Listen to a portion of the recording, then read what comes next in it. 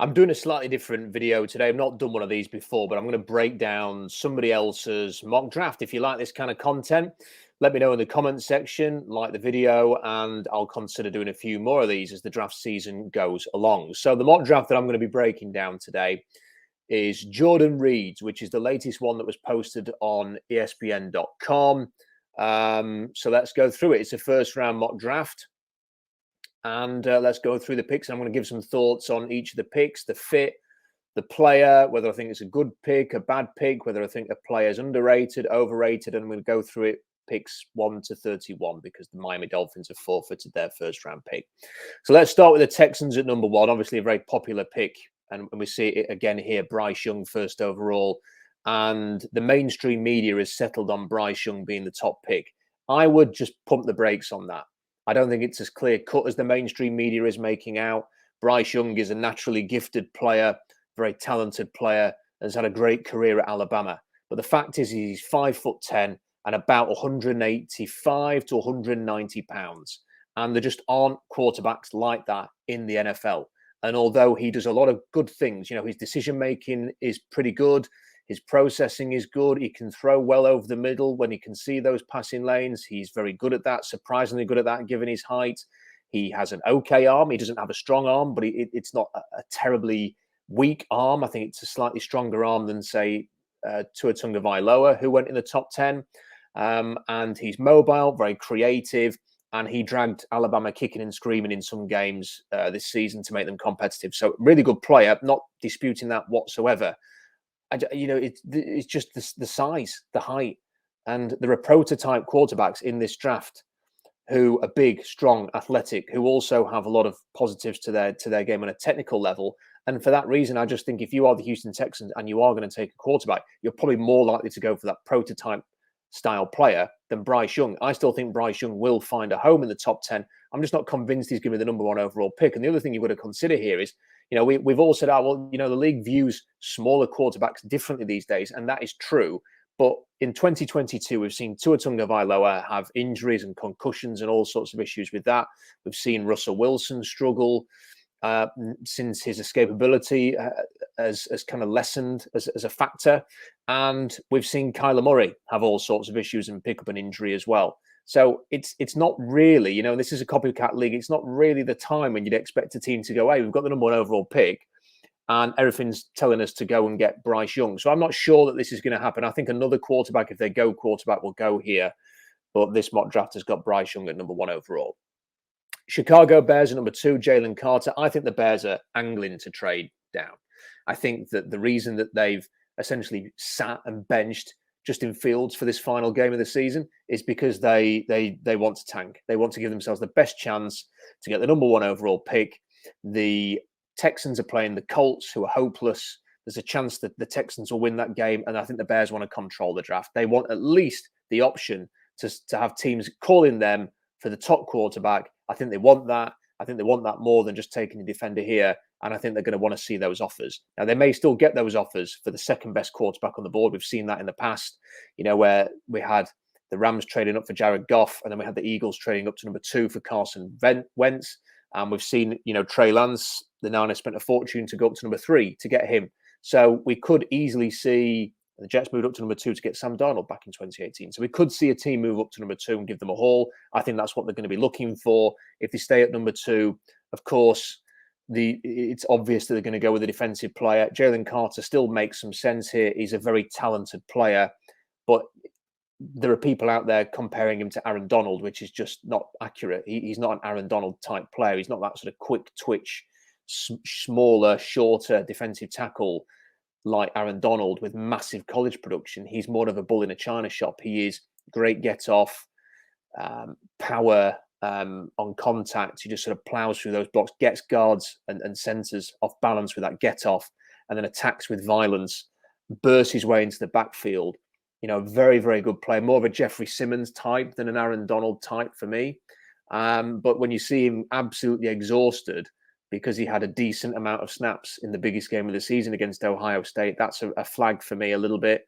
How good is his conditioning? We've had Tom McShay reporting that there are some character concerns there. You can't just blow them off and ignore them because you like the idea of a defensive tackle who's had a decent season for Georgia. And I've written about this on the blog. You know, there are certain things about him that, you know, in terms of his production, in terms of the way he's been spelled, that he's a complex player to work out. He's no sure thing. Very, very talented, though. There's no getting away from that. He's got the talent to go first overall, frankly, but there are lots of different question marks with Jalen Carter that need to be answered before the draft in April. So the Seahawks on the board at number 3, and they take Will Anderson. And, you know, if the Seahawks take Will Anderson, they clearly think that he is an unbelievable player who they just have to take. And I think that's the way they're going to have to review this. The first priority for the Seahawks has to be, are any of the quarterbacks, and only one's gone off the board here with Bryce Young. So when I say are any of the quarterbacks in this scenario, I mean, is CJ Stroud a long-term franchise quarterback? Is Will Levis? Is Anthony Richardson? That's the first question they have to answer. Because as good as Geno Smith has played this season, he is 33 in October. And sort of having Geno Smith, you've got Geno Smith. He's not the kind of player that he's not going to play for a decade. You know, you have to think about the long term. You're not going to have a number 3 overall pick again without trading right up into the board. I mean, hopefully they're not. Hopefully they're never going to be bad enough to be in this position again. This is like a once in a generation pick for the Seahawks. And if you believe any of these quarterbacks can lead your franchise the next 10 or 15 years, you are duty bound to draft them if you think they're good enough. So that's the first thing. Before you even think about any of these defensive players, you have to ask yourself, is CJ Stroud, Will Levis, or Anthony Richardson a franchise quarterback? Now, a lot of people out there have made up their mind on those 3 players, or at least 2 of those players, and haven't done anywhere near as much tape review as I have. I've watched every single game they've ever played. And I can tell you that they are 3 very, very talented players with immense upside, and I think they warrant serious consideration at number 3 overall. But the Seahawks, if they don't feel that way and they think that Will Anderson is going to be that game-wrecking edge player, then there'll be no complaints to me. And I think as long as I feel like John Schneider has made this pick, I'm happy with that. Because John Schneider, I think he's going to look at this and have this mindset. I think he is going to analyze the quarterbacks. And if he likes a quarterback, I think he's got enough of a track record, obviously having drafted Russell Wilson, having reportedly had a lot of interest in Mahomes and Allen. I think you trust him if he passes on the quarterbacks or if he takes a quarterback, that he's got the decision right. And if ultimately Schneider, rather than Carroll, has taken Will Anderson instead, then I think we sort of accept that he just didn't like the quarterbacks and that he sees something really special in Will Anderson. What is Will Anderson? He's a 243-pound edge, extremely aggressive and active and quick. A lot of things to like. I think he's very scheme dependent. I think that his sort of ceiling is Khalil Mack. I don't think he's not a Nick Bosa or a Myles Garrett or a Joey Bosa because he's 25 pounds lighter than they are. But if you sort of accept that he's more of that 245, 250-pound edge, then you can sort of get on board with what he brings. And look, he had a very good 2021 season. His 2022 season was a bit underwhelming for me, but there's a lot to work with there, a lot of potential, a very, very good player. But again, it's going to come down to, first of all, are the quarterbacks good enough? And if not, you've got Will Anderson. And that's the pick here in this mock draft. Tyree Wilson, you've got to love his size and his length. I just don't think he's twitchy enough.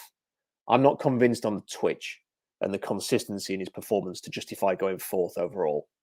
And if the Seahawks end up in this spot or in the 5th overall pick, depending on what happens this weekend, I'll be a bit disappointed if they come out of this Wilson trade with Charles Cross and Tyree Wilson, frankly. That to me will not be the kind of impact that I would have hoped for, having had 2 top 10 picks out of this trade. So I can see why teams might take him here if Carter and Anderson's off the board and they view him as the next best player on defense. I can see it. Like I say, you can't complain about his size. You can't complain about his length. I just think that twitch and that ability to play with consistency. He's got some good games and he's got some anonymous games on tape. I'm not sure he's a number 4 overall pick for me, but a lot of people are putting him in that range. CJ Stroud, I just think he's a terrific player. I think that I've been sort of back and forth on him. People know that I've had criticisms of CJ Stroud in the past, and I've retained some of those throughout the season. I've been quite consistent with that. I just wanted to see him play off script and outside of the framework of the Ohio State offense. I wanted to see him playing in a way that is not confined to, we're telling you on the sideline to do this, do it, because that's where some of his mistakes have come. I've talked about it. He and Michael Penix Jr. and Hendon Hooker all threw almost an identical interception during the season where they had to look off the safety, come back, almost throw blind back over the middle. And each occasion it was uncanny. There was like a triangle of defenders right where they were throwing the ball to, because once you've ID'd that he's going to do that, it's quite easy to read it as a defense. And that's the problem. It's so robotic and mechanical that this is what you have to do because we've told you to do it at the sideline. I really wish that Ohio State had just said, look, you run the offense. And part of me wonders a little bit whether they'll get CJ Stroud to come back next year with the promise of, you can run the offense like you seem to do against Georgia. You can be creative. You can be yourself. You can do all of those things. We're not going to restrict you as much as we have done. And you go and try and win a Heisman and the national championship. And if they do that, I could see him maybe even going back. But I think what he showed against Georgia is that he can get out the pocket. He can extend plays. He can be extremely creative on his own, outside of the system. He's very athletic. I think he's got a really good arm. I've heard people saying he's got an okay arm. I even heard somebody say on PFF recently that he had a weaker arm than Bryce Young, which to me is just absolute nonsense. He throws the prettiest passes down, to all levels. Some of his passes drops it into a bucket 30, 40 yards downfield. I mean, he's such a talented thrower of a football. And if the Colts get him at number 5, I think it's an absolute steal. Right now, I think the top 2 will be CJ Stroud and Will Levis, assuming Stroud declares. I think they'll be the top 2 because someone will trade into the Bears spot, and I think they're going to be the top 2. So getting them at 5 is a good one. Okay, my first big issue with this mock comes here. Number 6, Brian Bresee. I just don't know how you justify that. Brian Bresee had a knee injury, missed most of the 2021 season this year. Very sad circumstances where his younger sister passed away because of cancer. He also had, I think, a kidney infection and he had strep throat. So he missed a lot of time. So first and foremost, you haven't seen enough of him on the field. When he came back in the 2022 season, he was spelled a lot, did not play a lot of snaps. He plays in flashes. Like, he's clearly a very good athlete. Like in the bowl game, he was playing off the edge a lot more than he did in the season, where he played inside. And you could see that he's very quick, very athletic, and he can cause you problems, but he just plays in flashes. I worry about the arm length. I worry about his ability to get off blocks.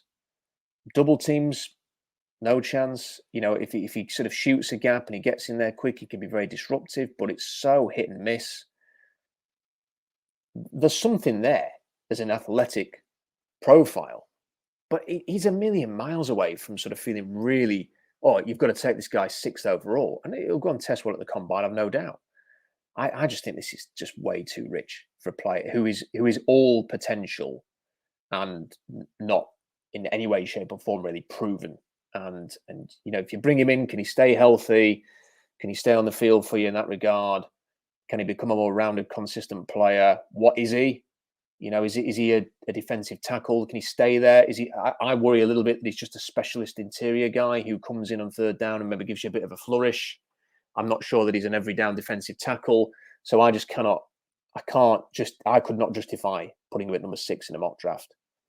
Will Levis to the Raiders. I think the Raiders are going to really like Bryce Young. I think he's the kind of quarterback that I could see fitting in the Josh McDaniels system. And if I was doing a mock draft, I'd probably have him at number 7, Bryce Young.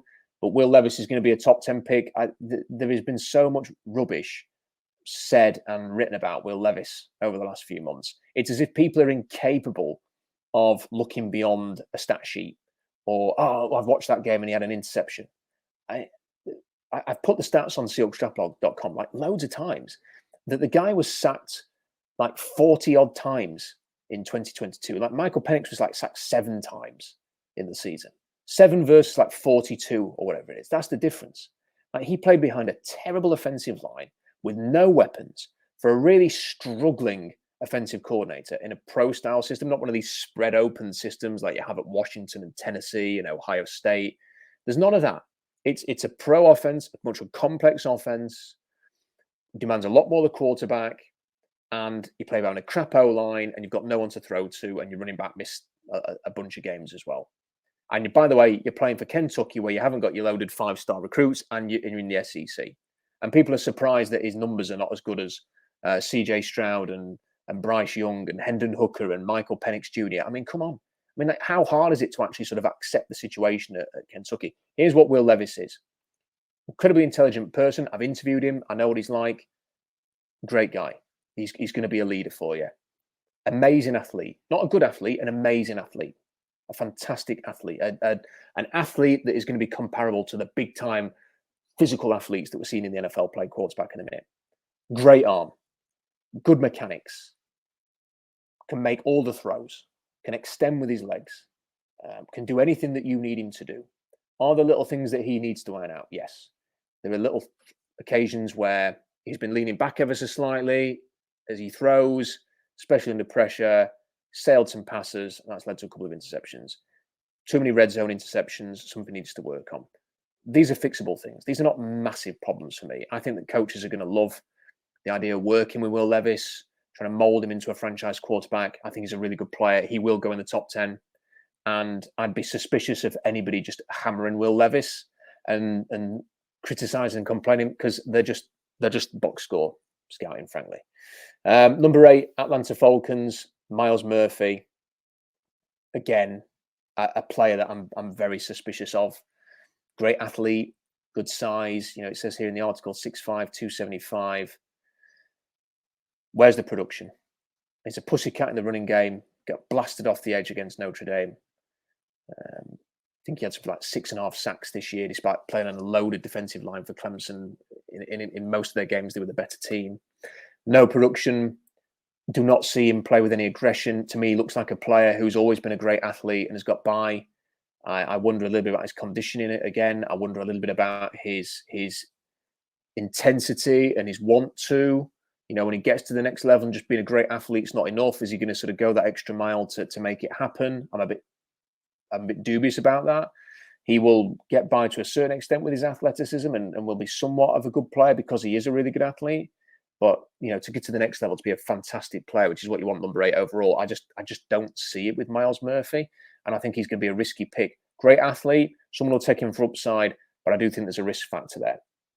Anthony Richardson. Love seeing the mock drafts that put Anthony Richardson in the top 10. Because, again, there's another player like Will Levis. There's a lot of nonsense talked about. It's just a narrative was established early in the season when he had the great game against Utah, but then struggled for a few games, that he's too raw. He's not ready. He's not good enough. He's awful. He's rubbish. Why is he declared for the draft? And it's all nonsense. You know, if you actually truly sit and watch Florida's tape, and again, I've watched every game he's played, you can see him do things that just most college quarterbacks don't do.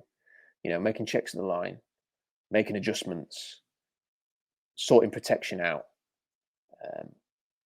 dropping back in a proper pro-style way, making throws on time, play action, bootleg stuff. And then you've sort of combined that with this unbelievable physical profile whereby he could throw it downfield 65 yards on a dime for a massive touchdown, and then the next drive he could come back and run for 80 yards on a touchdown run. You know, he combines aspects of Josh Allen with aspects of Lamar Jackson. He is a player with the potential to be a superstar. Is he the finished product? No. But I think people, and maybe this is where the benefit, you know, I don't have all the answers, but maybe this is the benefit that I have of having done this draft blog for 2008, because I remember what I was saying about certain players, you know, 10 years ago. And I think people come into this situation now, the game's changed so much. Like, the quarterbacks in the NFL don't throw as many interceptions as they used to, and they throw a lot more touchdowns. So when we see some quarterback with that 40 touchdowns and 6 interceptions, we kind of think that's the norm. And then when you look at Anthony Richardson and his numbers, like, he's got quite a lot of interceptions there, hasn't got as many passing touchdowns, you make a judgment on him. But if you actually go back and look at how many interceptions that Andrew Luck had, or Patrick Mahomes had, or Josh Allen had, you know, these players made mistakes. Justin Herbert made a lot of mistakes at Oregon. They had some bad interceptions, some bad plays. They make mistakes because they're young quarterbacks who are learning their trade, who are not getting pro coaching. They're not doing this full time as a job. They're in college. Anthony Richardson's basically played about 15 games in his career. Like, this is it. He's not the finished article. But this idea that he's like this really bad, raw quarterback who has no business being in the draft is just not true. And I think if you get him in and you give him a year and you let him develop, then you could be, the sky's the limit for this guy. Good character.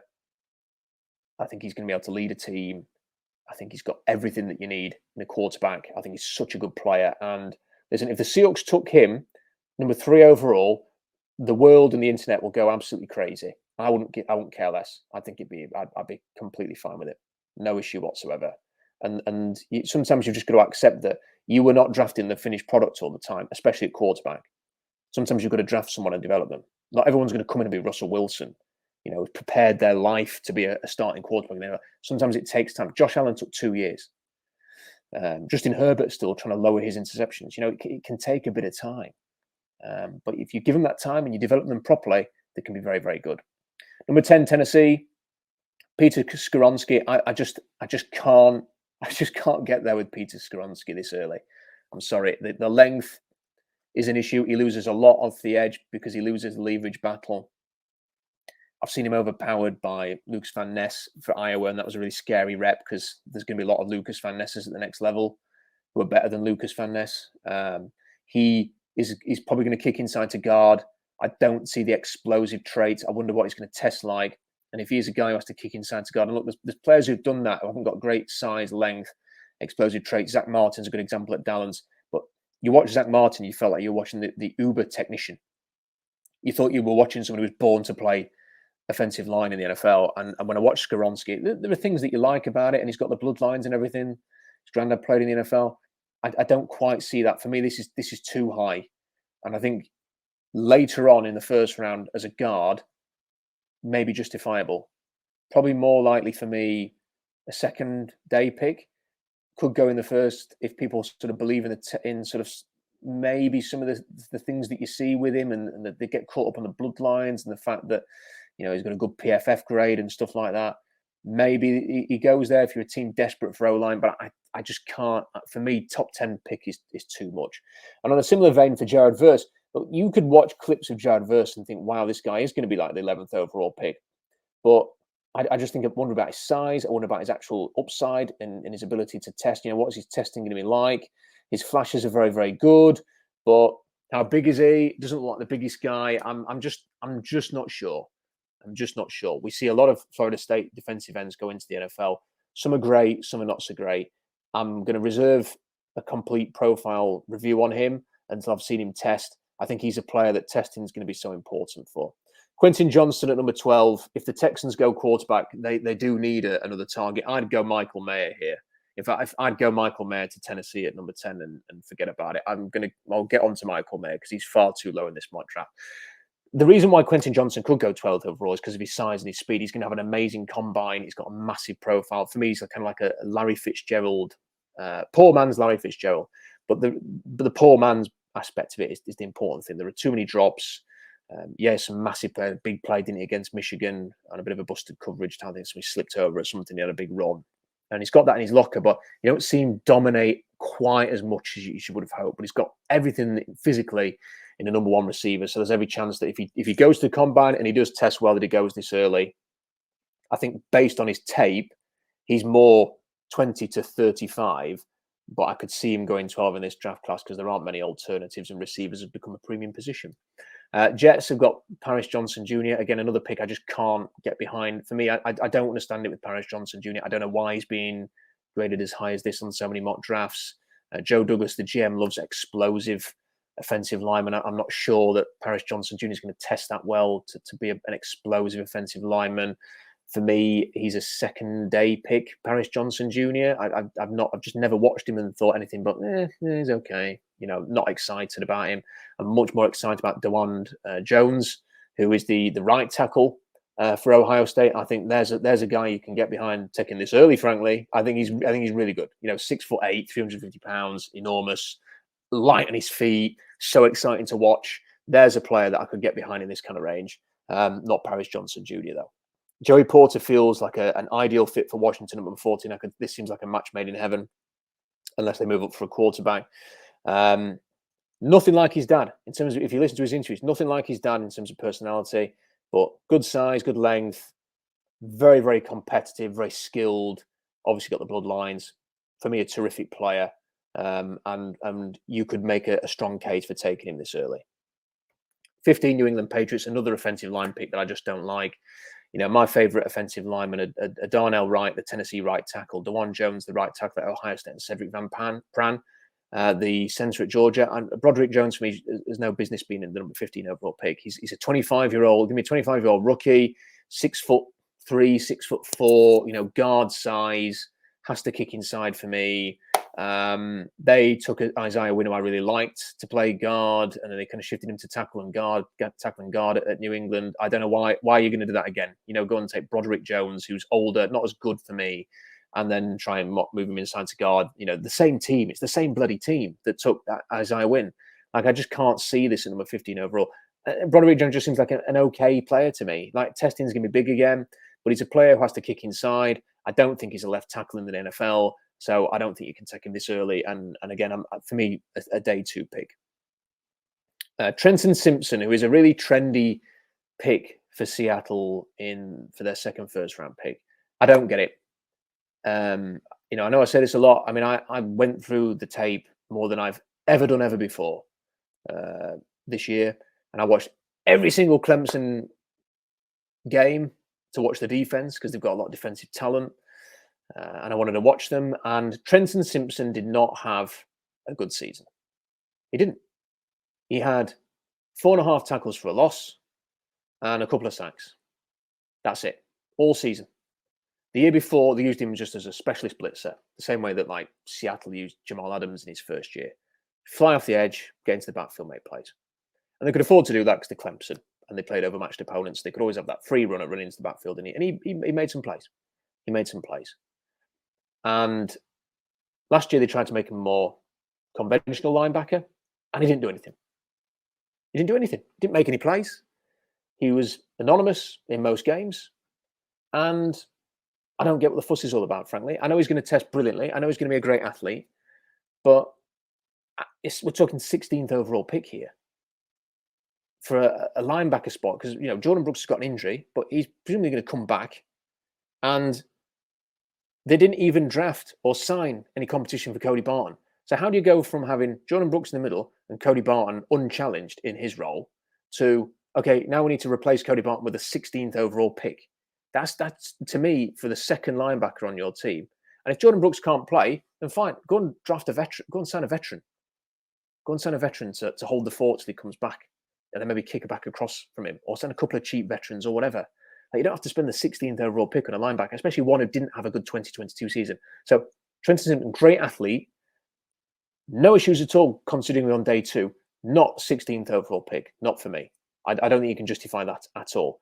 Yet with these 2 picks, Will Anderson and Trenton Simpson, you're a lot more athletic up front. I get that. But he did not have a good 2022 season. So I can't get behind that. I can't get behind Osiris Torrance, I'm sorry, either at guard this early.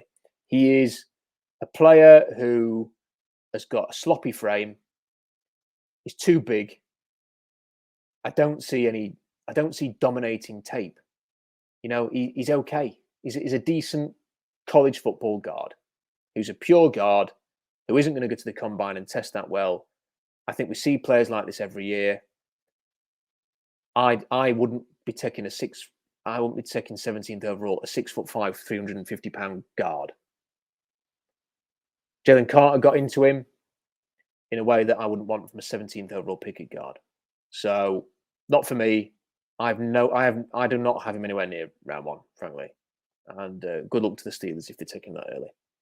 Another issue that I have with this mark is Bijon Robinson at number 18. There will be teams in this draft, promise you now, who have Bijon Robinson as the top player in the entire class. Doesn't mean that they'll take him as their top player because he's a running back. But in terms of pure talent grade, there will be teams that have Robinson ahead of Jalen Carter and Will Anderson and the quarterbacks because he's that good. And we have seen too many running backs go earlier than 18th overall. to think that Bijon Robinson, who's the best to come out in since Saquon Barkley, is going to last to number 18. It ain't happening. Somebody will take him before 18. I think someone's going to take him in the top 10.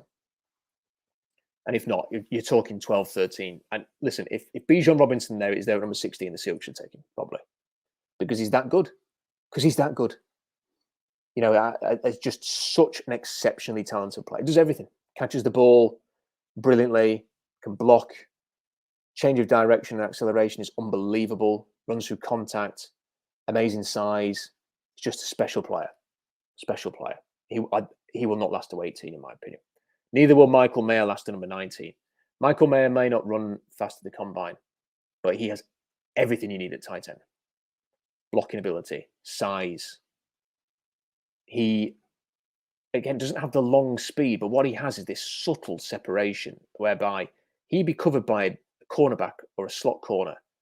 And right when the ball's being delivered, he just has that ability to separate and just create that bit of space when it's needed to be made to provide an open target.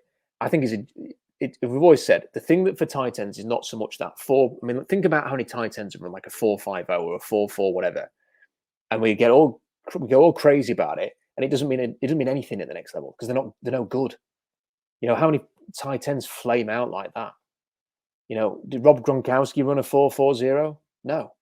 Like what you need is a player who can do a bit of everything, but then knows how to get open. That's Michael Mayer. Knows how to get open. Agility testing is the most important thing. 3-cone, short shuttle. And when I see his ability to create that subtle separation as well as he does, I think he's going to do brilliantly in the agility testing. Michael Mayer, for me, should go 10th overall to Tennessee or 12th overall to Houston at the latest. He is a special player, one of the best players in this draft. And I don't see he or Bijon Robinson lasting to the late teens. Tampa Bay Buccaneers, Keely Ringo. You know, I'm glad to see Keely Ringo not in the top 10 because anytime I see Keely Ringo in a mock draft in the top 10, I click off it straight away because there's no doubt that he's got the size and the athleticism, but he gets beat far too much. He gets beat too often downfield. Now, you see some great moments as well against Tennessee when he was lining up on the outside. And you think, what a matchup this is going to be because he's going to go against Cedric Tillman, two big, fast, athletic players coming up against each other. And he ran the route for him, picked him off in the end zone. It was a brilliant interception. That's what he's capable of. That's why he's going to go in round one with the athleticism and the size. But you cannot get beat off as deep often as he is. And he can't. He gets beat too often in the inside slants. I mean, he's a bit stiff and a bit too big. And I just think that he needs a lot of work with a good defensive back coach to make the most of it. And you can have all the size and the speed in the world. If you get beat as often as he does, you can't take that cornerback in the top 10. So I think he's more likely that sort of back half of the first round. I think he's probably more likely to go later than this as a project. It's a very important position. So people will take cornerbacks earlier than others. But I don't see him going any earlier than 20th overall. So good to see him a bit later on, but I think he might go a bit later than this. I actually think Christian Gonzalez will go a bit earlier than this. He is not as big, but he's incredibly athletic. Will also do very well at the combine. Incredibly competitive. You know, Jordan Reid says he's a smooth mover who can mirror and match receivers in man-to-man coverage, and that's it. That sums it up perfectly. That's what he is. A very intelligent player. And I think he's going to go much higher than 21st overall. I think he'll go between 10 and 20. Jordan Addison at the Giants, the 20 to 22 USC receiver. I can't get excited about Jordan Addison. He's not quick enough for me for a player his size. He's someone I think is going to run a 4.45. He doesn't really have that massive separation, even on downfield shots. He's had the benefit of playing with Kenny Pickett at Pittsburgh in a wide open offense. Then he goes and plays with the Heisman winner at USC for Lincoln Riley. He's obviously had it very good. I just personally don't think he's that exciting. Hasn't got amazing speed, hasn't got amazing size. I personally could see him going in a range like this because receiver's an important position. I just personally wouldn't want to take him in that kind of range. Jackson Smith and Jigba to the Ravens at 23. Very talented player. Obviously had an amazing Rose Bowl a year ago. but lacks speed. And I think that sort of short area quickness is lacking. The acceleration is lacking. That's an issue at the next level. And also he's missed most of 2022 with a nagging hamstring injury and has kind of had his eye on the NFL all the way. So I'm not sure how early he's going to go. I could see him dropping into round 2 because of that. How he tests, if he does indeed try and test, given all of his injury concerns, is going to be massive for Smith-Njigba. And it won't be surprised me if he doesn't run a 40 at the combine. Let me just put that out there now. Jalen Hyatt hopefully will, because he's going to run a blazing one. I think he will go higher than all of these, like the Smith-Njigbas and the Addisons, people like that, because he is so quick. And he's got that extra gear, that 6th gear running downfield to separate the last minute on those downfield shots. And that's what makes him such a talented player. He's got decent size. He's quite wiry, but I don't think that matters too much. I think this would be an amazing fit for him at the charge with Justin Herbert, that arm with Hyatt's downfield ability. I think it'd be great. I think the key for Hyatt is, can he be more than just sort of that X factor downfield? You know, can he get the nuance right on the shorter routes as well? Can he put on a bit of size, be a bit stronger, because he's going to get beaten up a little bit in the NFL level? But in terms of, you know, if you need someone to run a go route and then you throw it downfield and you maybe overthrow it a little bit and he just sort of burns off that defender at the last minute to make a big play, that's what he does so well. Cam Smith at Minnesota, good fit, good match. Like him, length, competitive, plays the ball. I like Cam Smith. He's the kind of player that I like, not enough to want the Seahawks to draft him, but I like him enough to sort of say, yeah, you know, 25th overall, it's a fair pick. Lucas Van Ness looks like he should be starring in a Marvel film. He's almost too good looking to be an NFL player. It bothers me actually a little bit that he's as good looking as he is. You know, you almost kind of want to see a defensive end from Iowa look a bit rough and ready, and he doesn't. He looks like an Adonis in terms of his body and his face. So, yep, there's a career in film for him when he's finished playing football. Wasn't a full-time player at Iowa, and kind of mixed between interior and outside. And, you know, I kind of wonder a little bit how he fits. And, you know, they've got Sam Hubbard, so I don't see this as a fit for the Bengals at all. You know, they've got to continue drafting offensive line. You know, Bijon Jones still on the board here for me. Slam dunk for Cincinnati Bengals to take him. I don't think they need Lucas Van Ness. I think he may well go in the late first if he tests well. And there are aspects I like to his game. But he's a bit, like I say, just a bit undercooked as a prospect. So let's see how he tests. Darnell Wright at Tennessee is one of the most underrated players in the draft. Shut down Will Anderson for Tennessee. Absolutely smooth as silk. I've been banging the drum for him as a top 20 pick for weeks, if not months. Fantastic player. Watch him at the Senior Bowl. If Seattle needed a right tackle, I'd be all in on that. And frankly, if they traded down a bit from wherever they're going to end up, if it is somewhere like 16th overall, because they're not, you know, I think Green Bay are going to win this weekend. So they're not going to be in the playoffs. So I don't know where they're going to end up. Probably sort of like 17th, 18th, something like that. If they end up there and he's still there, I'd even be tempted to take him and play him at right guard. I know it's not, you know, kicking him inside might be a bit of a waste, but he's just that good. Just so good. Devin Witherspoon at cornerback for Dallas at 28 makes a lot of sense. Very good player. Violent hitter at times. Maybe not going to test as well as some of these other cornerbacks, but a very good player. 29 Buffalo, Brian Branch. If I was going to do a mock draft right now, I'd have Brian Branch probably 10th overall. Where did the Eagles pick from the Saints? They were picking 11th and took Jared Verse. I'd have Brian Branch there at number 11 overall. That's probably where I'd put him. He just warrants it for the season that he's had. He's going to test well. He's a Rolls Royce. The game in the Sugar Bowl against Kansas State kind of underlined what he can do as a tackler, as a blitzer, in coverage. He's just a very modern day player. And, you know, I think you've got to be versatile with him, which I think Buffalo would be. He's got to play a bit in the nickel. He's got to play a bit of free safety. He's got to play a bit of cornerback. He's a chess piece, and he can hit. Seen him hit as well. So I just think he's a class act. And I don't think 29th there's no way he's going to last the 29th overall. I say I'll have him in the top 12 when I do my next mock draft next week. BJ Ojulari, obviously his brother's in the NFL. I was a big fan of his, Aziz. And I like BJ as well. Praying mantis body, bends the arc very well, bends and strengthens the quarterback very, very well. Like the way he drops. You know, if you want to take him as a 3-4 outside linebacker, he drops very well. wore number 18 at LSU, which is like the big thing from a character point of view. They always give that to the best character guy on the team. The only thing is, he's not very strong, and he looks light. He's not got much stand in his pants. So if you are taking a player like that, you've got to accept that he's got to get stronger. And we see a lot of these LSU sort of outside linebacker types. I was never a Caleb on Chason was like, hey, oh, he's amazing players, man. And I never bought into any of that. Never bought into any of that.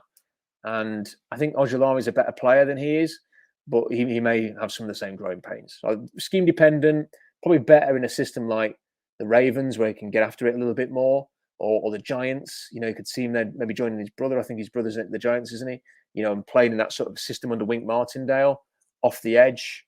That's kind of a system that would suit him, not so much as a DE for the Chiefs, but we'll see. I think he's probably going to be a top 45 pick. Clark Phillips at Utah. I can appreciate what he is.